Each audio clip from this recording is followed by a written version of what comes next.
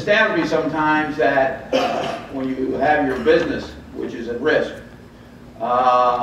and you know the outcome of that can be determined by the Maryland General Assembly and by the government.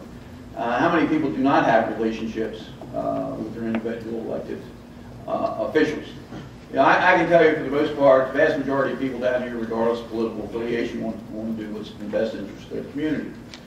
You know, Betty is a beer distributor. I have a friend of mine that's a beer distributor in Anne Arundel County.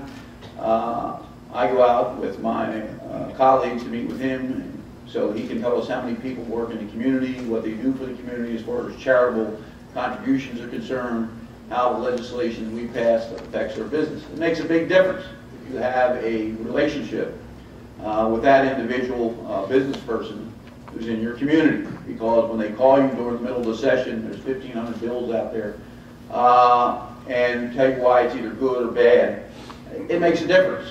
I always say that, you know, basically elected officials are insecure people. You know, you go down the highway, and I know Jim Mathias, there's 4 people in the phone booth down in Somerset County. He's out there shaking hands with them. He stops the car and does that. But it's part of constituent service. If you want to have an impact and your views known, just make sure your employees are registered to vote.